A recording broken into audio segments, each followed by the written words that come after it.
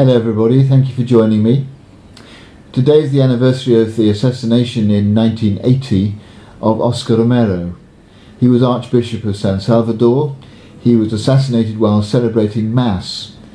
And it was at a time in El Salvador when a right-wing government was oppressing the poor with violence, with murders, with disappearances, with seizures of land.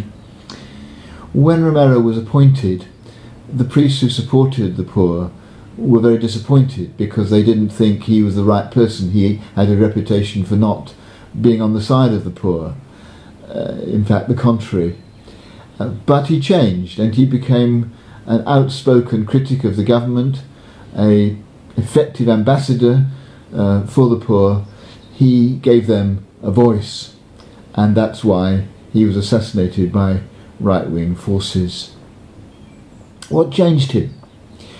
Well, during the early years of his archbishopric, he experienced the assassination of a close friend of his, Rutilio Grande, a Jesuit priest murdered again by right-wing forces.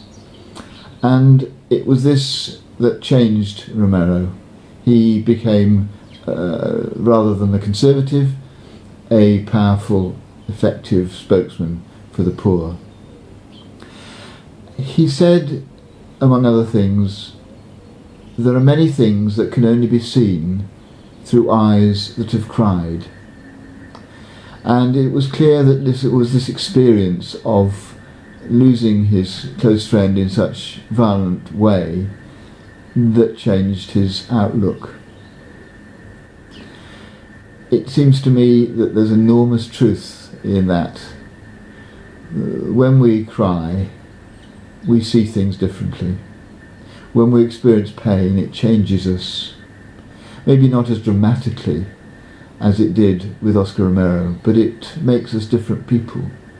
Somehow crying loosens us up, makes us more aware of our hearts, breaks down barriers, breaks down that shell with which we often surround our inner being to protect ourselves. When we become vulnerable through our crying, we see things differently. And today I think it's worth valuing struggles and suffering and crying and pain, not in itself, but because it can open us up when we cry to the deeper things, to seeing things differently. Aspire, said Romero, not to have more, but to be more.